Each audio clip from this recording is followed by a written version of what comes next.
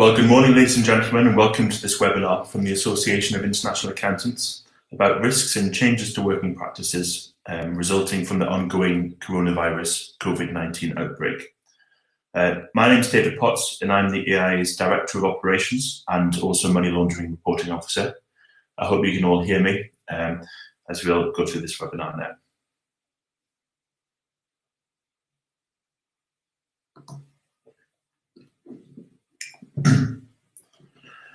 So today we're going to run through the challenges and practices that practices and firms may be facing with the ongoing coronavirus outbreak and how you can put internal controls in place to mitigate new risks. We'll have a look at how criminal activity and fraud may be affected by COVID-19 before seeing how the pandemic may be affecting how you operate as a firm. Coronavirus can have an effect on how you onboard your clients and check their identities. So we'll have a look at how you can introduce different ID checks to your processes and assure yourself of their validity before reviewing other internal controls that you need to put in place. Then we'll have a look more generally about other COVID-19 risks that could result from the pandemic, and finish with a look at what guidance and support the AIA offers you as our member. I should say at this point, there's an obvious legal disclaimer that anything in this webinar doesn't constitute legal advice, and if you have a legal concern, then you should find legal advice or consult professional advice too.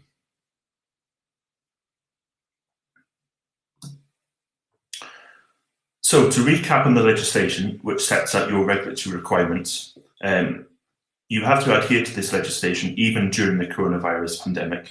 So firstly, there's the money laundering, terrorist financing and transfer of funds information on the PAIR Regulations 2017, MLR 2017. So this obviously implemented the fourth money laundering directive. These regulations have been amended at the end of last year by the MLR 2019, and the amended regulations are now in force. We've provided separate guidance for members on the new requirements in place, which you can see in the secure documents library, or also contact us for a recording of the webinar too. There's also a new article out in this issue of International Accountant, which recaps the changes that came in as a result of these new regulations in January 2020. So firstly, I just want to start off with a general warning that criminals will continue to operate throughout this outbreak, and in some cases will be taking advantage of it. We've already had examples of phishing texts, for example, sent out in the wake of the government's nationwide text advising us all to stay at home where possible, that we all received. So that's something to look out for.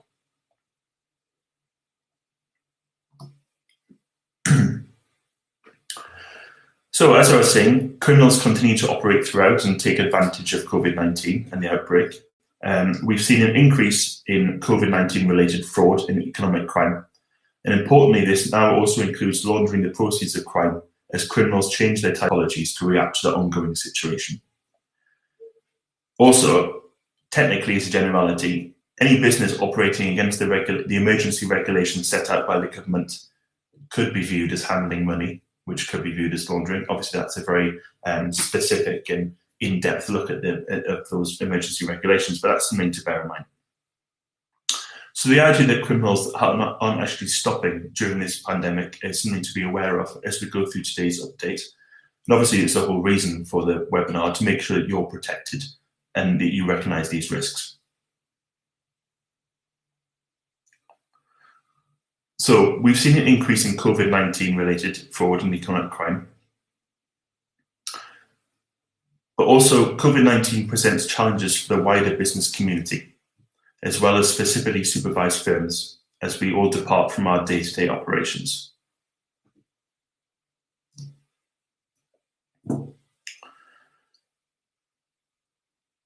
We have challenges, for example, of undertaking appropriate customer due diligence, including identification and verification of clients, performing due diligence properly or to the appropriate level, where clients can't be met face-to-face due to social distancing restrictions.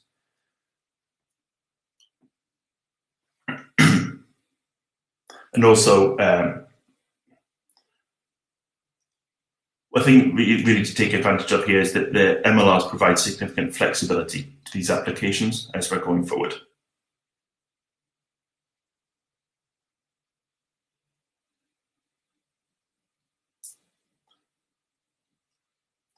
Okay.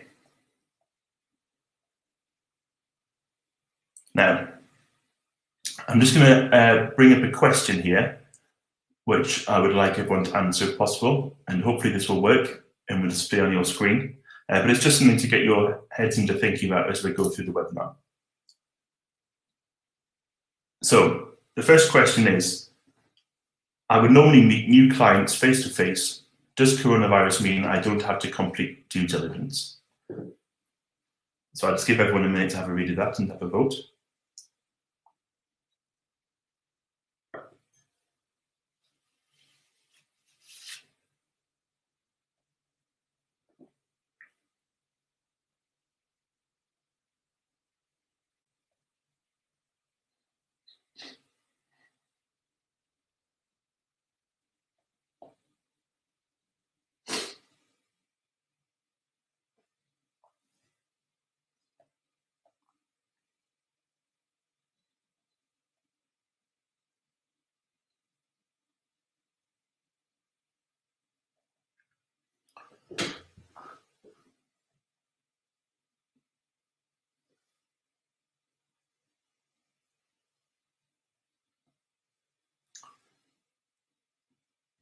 Okay, I'll give you a few more seconds.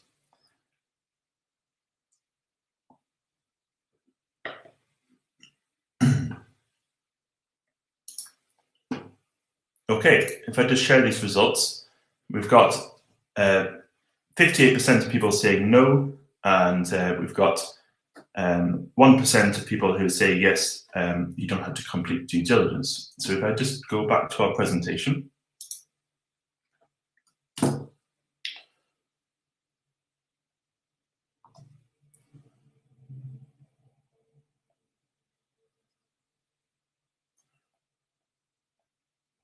So, as I was saying, COVID-19 presents challenges for the wider business community, as well as specifically supervised firms as we depart from our day-to-day operations. We have challenges, for example, of undertaking appropriate customer due diligence, including identification and verification of clients, performing due diligence properly or to the appropriate level, where clients cannot be met face-to-face due to social distancing restrictions. So unfortunately, at this point, I have to tell you that firms within the scope of the MLR must still comply with their statutory requirements at this time, and indeed at all times. COVID-19 will affect your client onboarding procedures, but the regulations remain in place. So there's 3 stages of client due diligence: identification of the client, information gathering, risk assessment of the client, and verification of the client, or evidence gathering. If you don't meet the client face-to-face, then this may affect your risk assessment of the client, meaning that you should be more cautious in your approach. It could mean that you decide to gather more evidence in the 3rd stage of due diligence to verify the client's identity than you would ordinarily do if you met them face-to-face. However, as I was saying, the MLRs provide flexibility in the application of the requirements in line with the risk-based approach.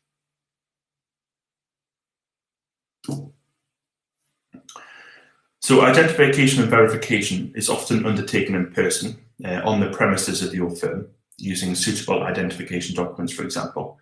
And we all know this can provide a uniquely strong level of assurance, but with the current situation, it could often no longer be possible in the current circumstances, and you should consider what risks this could create for you.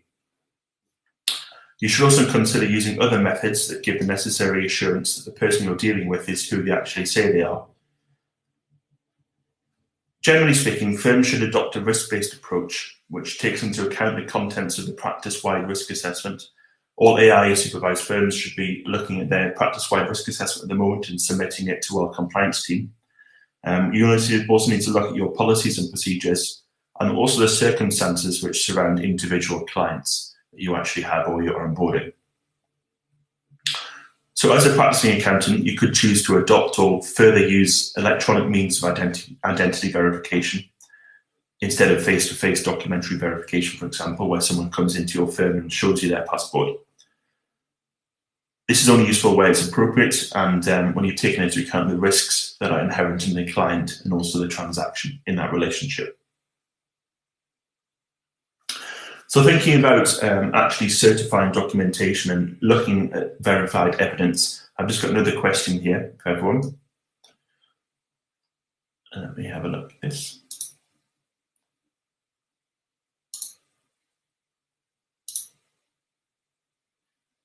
And if I just find my question 2.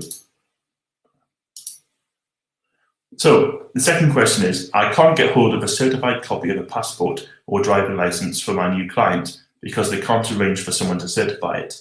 Can I accept a non-certified copy? Now, I'll just give you a few seconds to cast your vote.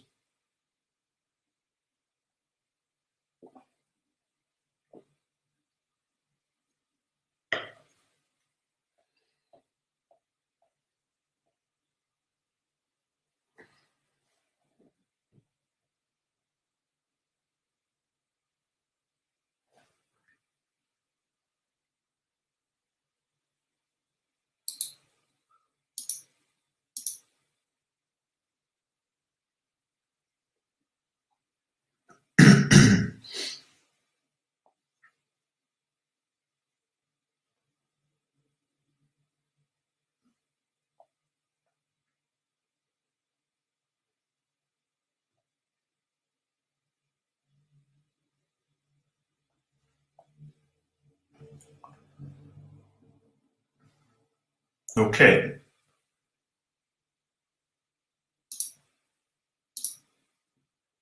So the answers to this question are slightly more evenly split. We've got 41% saying that no, you can't accept a certified copy, non-certified copy, and 30% saying yes, it's acceptable to receive a non-certified copy. Let's go back to our presentation. So client due diligence requires that you verify the identity of the client by gathering evidence to demonstrate the information you've been told about the client is true. It's important that this evidence, whether documents or other information, is obtained from a reliable source, which is independent of the person whose identity is being verified. You should always consider how you can demonstrate the provenance of document copies as well.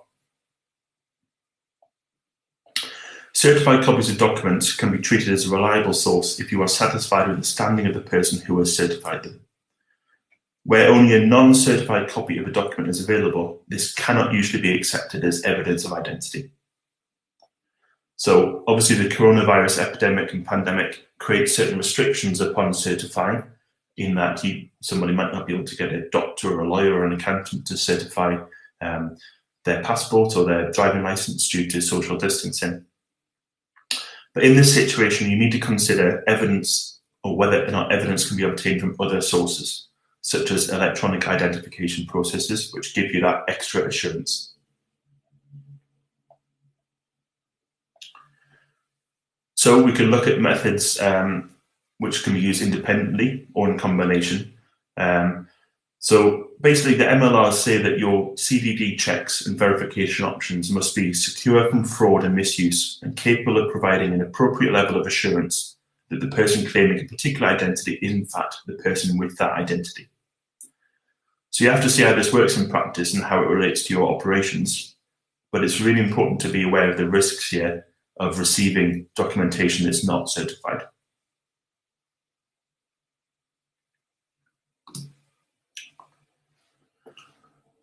So no matter what ID and verification service or procedure your firm uses, the responsibility to make sure that the ID and V is undertaken correctly stays with the firm. It's up to you to find a repeatable service, software program, database, verification options that mean that you can meet your requirements under the regulations. It's also important to realise that these methods alone may not be appropriate or sufficient where the AML risks inherent in a particular client are greater. For example, in higher risk situations, you may need to conduct further verification, including verifying sources of funds or wealth, and they're likely to be appropriate for high risk activity too.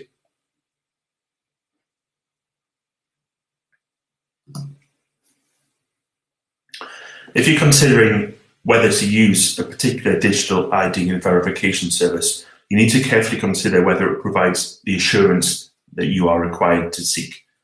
In order to make this judgment, it would be really useful for you, I'll provide the link at the end of the presentation, but the Financial Action Task Force has released some guidance recently on digital identity. This was all sent out to members in practice with our COVID-19 update, but it's available on our website and in Secure Documents Library, and also on the FATF website as well, and I'll provide the link further on. But basically this sort of has a selection of options of ID and V sources and databases and electronic verification that you can use to have a look at and see how you can be judging the choices that you need to make.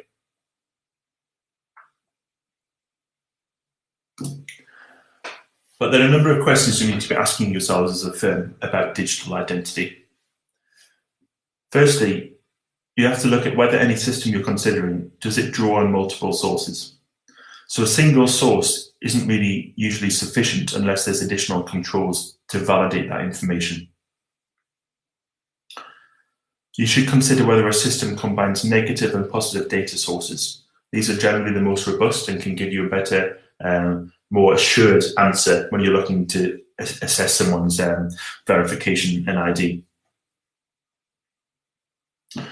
You should also see whether the sources that you're going to be using are checked and reviewed regularly. It's no good looking at information which is 10 years out of date. That's not going to give you a holistic approach to your CDD. The longer the data hasn't been updated, the more prone it is to be inaccurate. You should also look and see whether there's control mechanisms in place which ensure data quality and also reliability of that data. So any systems have built-in data integrity checks, basically. But these need to be transparent to sort of prove that they're effective. Again, this goes back to assuring yourself that the data and answers that you're receiving are actually appropriate and that you can be assured that the ID is actually of the person you're actually onboarding.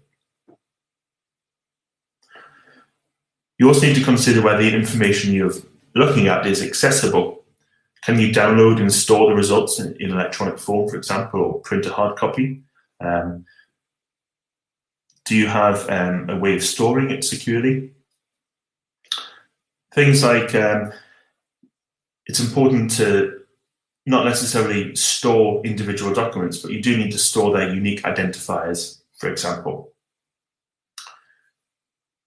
On the slide to side here, there's another thing to be aware of in terms of risks with online verification and ID preparation of documents. There's a lot of websites available out there where you can create bank statements, you can create passports, you can create utility bills, you can create all sorts of documentary verified evidence that people are using to present to accountants, lawyers, banks, etc., that sort of builds up a false identity.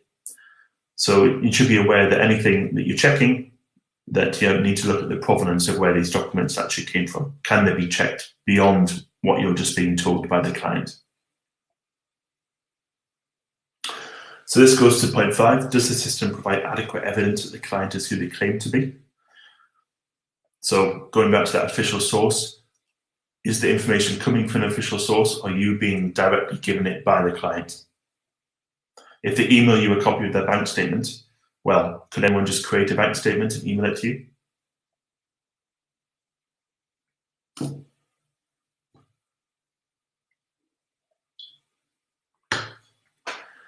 So some additional guidance on digital identity, because as time goes by, it's not necessarily something that all members in practice will have considered. Maybe used to checking verified identity with someone's passport or driving license when they come into the office. So for a start, you should understand what the service actually does, i.e. what checks it's doing and what databases it's checking, if any. So this is, I suppose, like a checklist you can go through when you're looking at any service you're going to actually take up. You should really take a risk-based approach to relying on the service, including understanding the assurance level it provides and that it's appropriate for the risk. Is the same information useful for a low-risk client as it is a high-risk client once you're doing a risk assessment?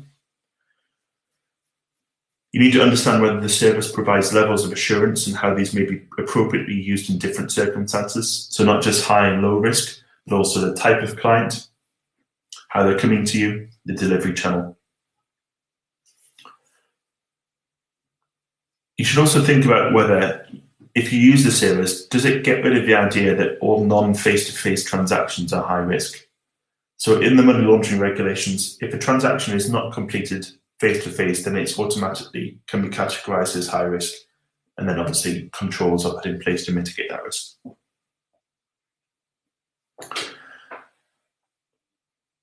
On the previous slide, I was talking about fraud and the possibility that people can actually just create documents that back up their verified identity.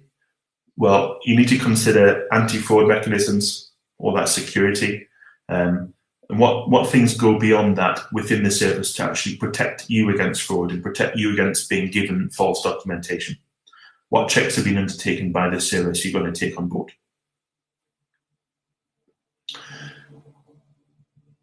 So really, it's also important from AIA's perspective as a supervisory body that you're able to provide to us documented evidence that you've undertaken due diligence appropriately, that you've undertaken the right verification of identity if it comes to on-site monitoring visit or desktop review or thematic monitoring.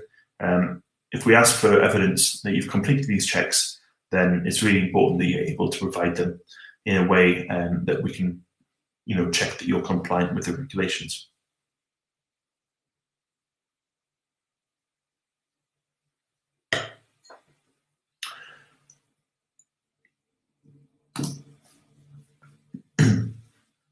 Another really important thing to consider is whether the service has attained any accreditation or certification from any of the bodies which are listed in Appendix D of this FATF guidance. So the recording of the webinar will be available afterwards along with the slides, but this is a link to the FATF guidance I was talking about earlier, which sets out basically the structure and framework around FATF's understanding of the risk about using digital identity and verification. There's a selection of guidance in there about the controls and frameworks in place that sit behind all this digital ID as well.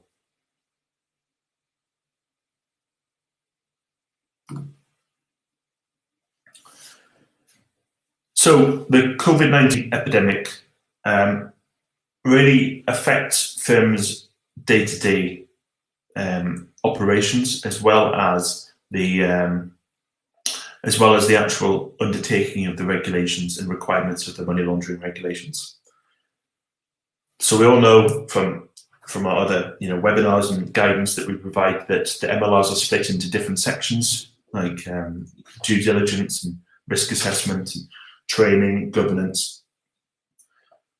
So these can all really be affected by COVID-19. The social distancing requirements currently in place may also require firms to reconsider other aspects of their compliance, including training, for example. So you could consider whether training could be delivered remotely or via digital means, i.e. like this webinar. And you should consider what adaptations your practice can make to ensure compliance while your staff are actually remote working. So you need to consider here things like suspicious activity reports. Are you still able to submit those reports? Are you still able to securely hold information and store it? Are you still able to provide information to AIA about your clients, about your processes and procedures? This is a really good time to consider whether policies, controls and procedures are still appropriate, and consider whether you could be adjusting them to reflect what your practice is doing. So as I was saying, if staff are working away from the office, you need to ensure that they have access to necessary information. So this could be related to due diligence, for example, and that they're really able to appropriately assess those clients that you're going to onboard through your usual risk assessment procedures.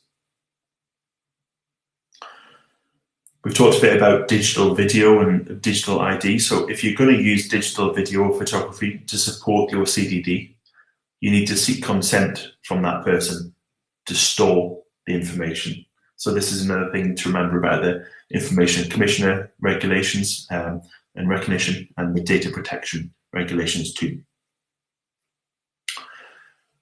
So as I've alluded to, going forward, you need to be aware that the monitoring and supervision for AML purposes by supervisory bodies is still ongoing. The coronavirus hasn't stopped criminality, hasn't stopped our risk-based approach, hasn't stopped AIA's monitoring and supervision. And AIA may be contacting you in regard to this over the coming weeks if you have a visit due, or desktop monitoring, or thematic monitoring. Obviously, we're sensitive to the idea that firms are working in a different environment. They've got clients who are under pressure, and they're providing advice to them, and we recognise that. And we'll be contacting members in a case-by-case basis.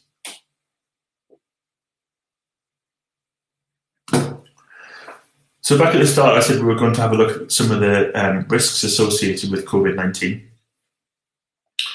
So as well as changes in how we all live our lives, coronavirus has also changed the economy.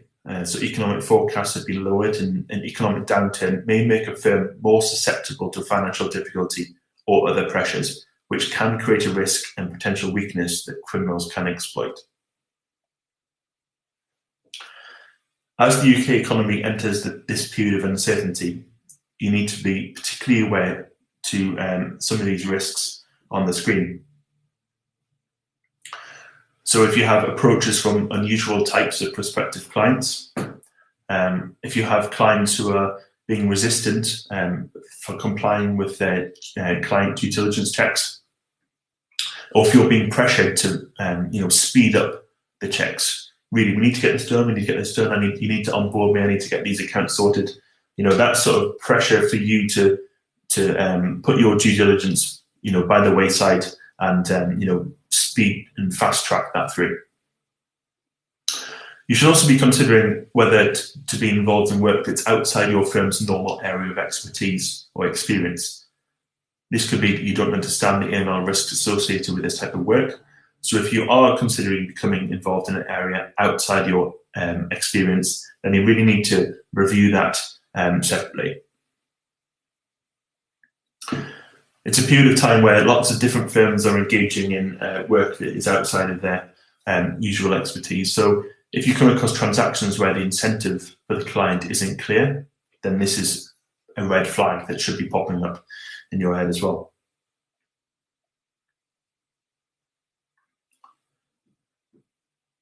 You should always ensure that you're comfortable as to your understanding of the matter, including why it's happening and why it's happening a particular way as well.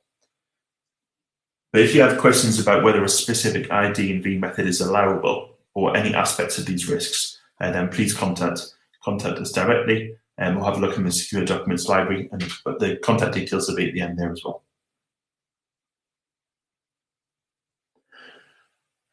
It's really important to note as well that the normal red flags of suspicious activity haven't disappeared. So these COVID-19 risks are things that are in addition to that. They're basically tagged on the end, other things that are coming up with the situation now, you need to be aware of as well.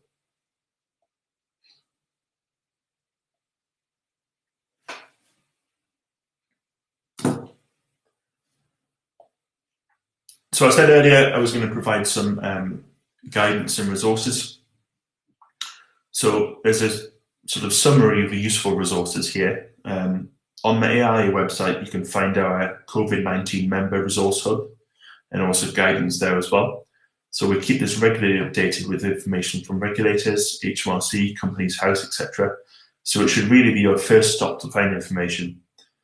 As I say, it's reviewed regularly, and you can find additional information on our LinkedIn channel as well, and also by email updates in practice, etc.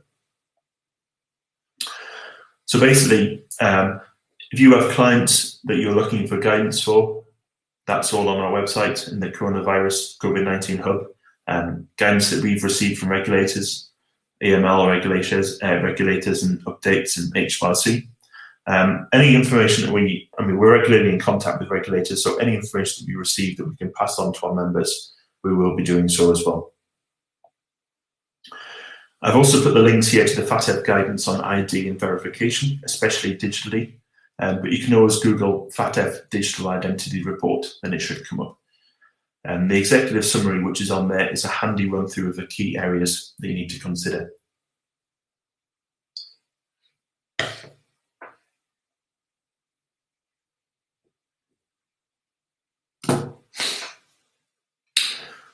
So I've just put a summary here of the additional information that we provide to members, which you can access online. If you've got any queries at all regarding to this or anything else, then please get in touch with us. If you've got queries about your login details, for instance, your AML details or website login, then please email membership. And if you have an AML query, if you've got a query about your ID and V or how you meet the regulations or anything about your monitoring, please email aml@aiaworldwide.com. So within that secure document library area of the website, there's a lot of information that's available to you through your AML handbooks and members and practice guides and templates and checklists, and the AML guidance for the accountancy sector as well, which is currently being updated for the new regulations. As I said earlier as well, obviously keep an eye on the e-news and in practice, because we provide a lot of data and updates there as well.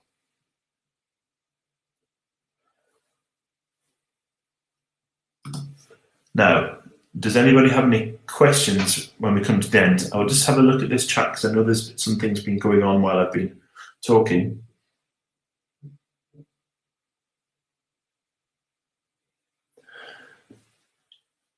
Yes, so there's a question about whether it's necessary to have certified copy when a client's seen face-to-face. So the answer to that is yes. You have to have independent verification of that too.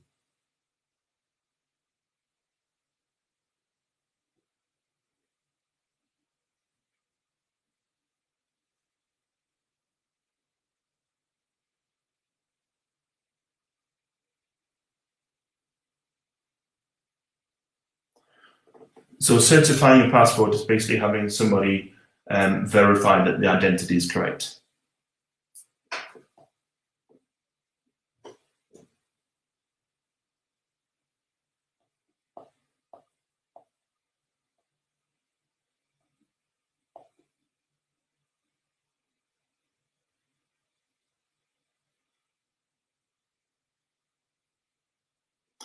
You have to make all reasonable inquiries as to whether the information that you're being provided is correct.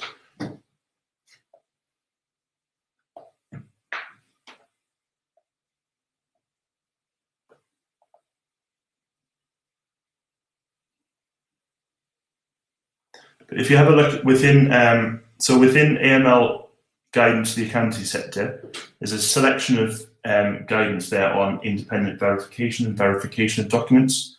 So have a look in there, and it has a list of different kinds of documentation and how they should be verified. Even when someone's coming to have a look at you face-to-face, tells you what to do.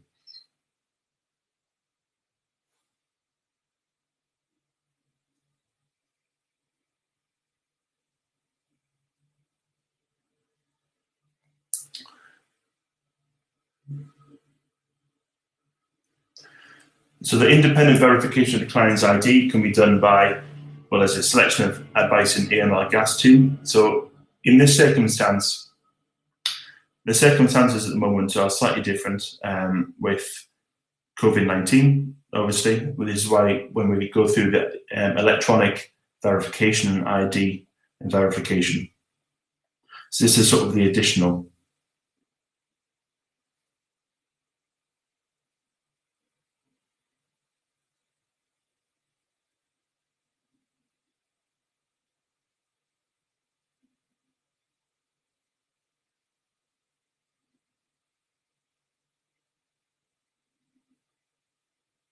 Yes, you need to assure yourself of the veracity of the documentation and verify that.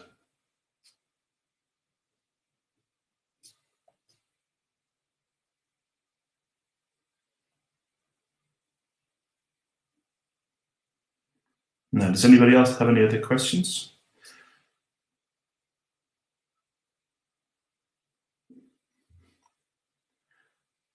Yes, so if you, in the secure document library, there's information under your Members in Practice Handbook, which has information on your risk assessment, client due diligence, and how you approach the money laundering regulations.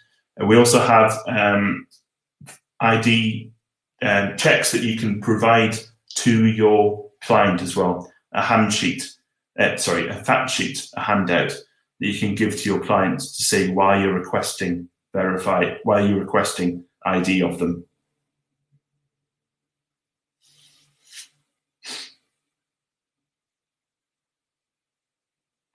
No, you can verify it, but the fact is that coronavirus means that you can't accept,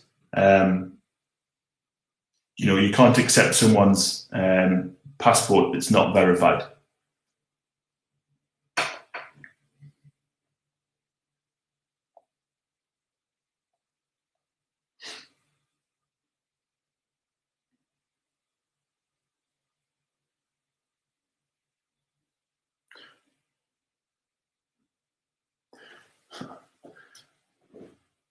Everyone seems to be zooming at the moment. This is an example where we were talking about earlier. So you need to assure yourself that the information you're being provided with is accurate.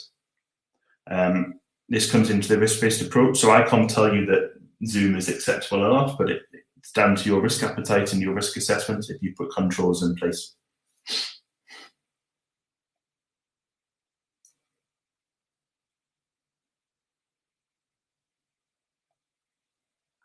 So within AML Gas, if you have a look in there, there's a whole list of information about different kinds of verification of documentation, because it's different for different documents. So have a look in there, and it tells you how to gather it, basically.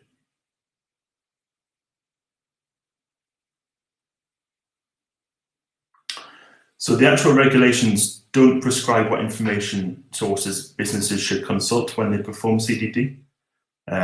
So there's different possibilities, things like direct discussions with a client or collecting evidence from websites or information like that. So it's important, obviously, as we've been saying, to make sure that the client is who they say they actually are. So the purpose of client verification that we've been discussing is to check the client identity information that you've already gathered.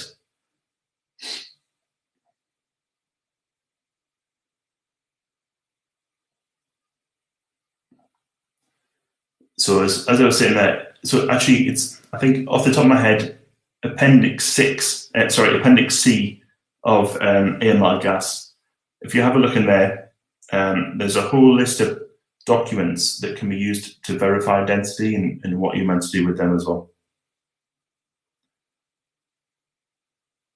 If the original is seen by a relevant employee, then that can be endorsed, basically.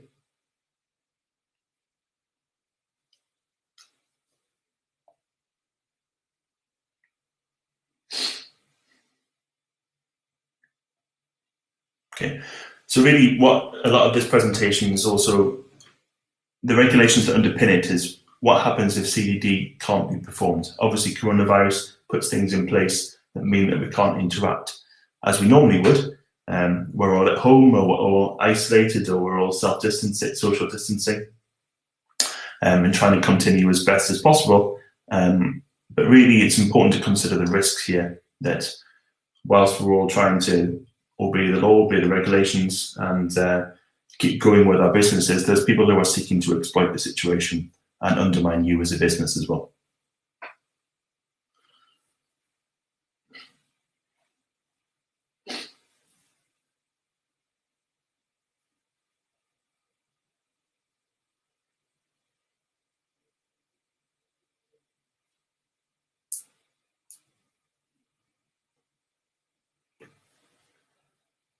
But a non-certified passport would be if you were onboarding a client that you hadn't met face-to-face and they emailed you a copy of their passport. So you can't verify that that's actually that person. So you have to rely on other verification as well. So they could have someone to sign it that you can then check that that person is an appropriate person. So they could have their solicitor to sign it. A non-certified passport is basically just that. If you were to onboard me as a client, but you never met me, I was to take a photograph of my passport and send it to you, then that's not a certified passport. No one's certified that it's true and fair. If I was to take it to my solicitor and photocopy it and they were to certify that it was correct, they'd seen the original document, or a notary public, for example, and then send you that, then you know that you can check up with that person who's a regulated individual, that they've then checked it. Yes. Yes, it is a non-certified copy of the passport.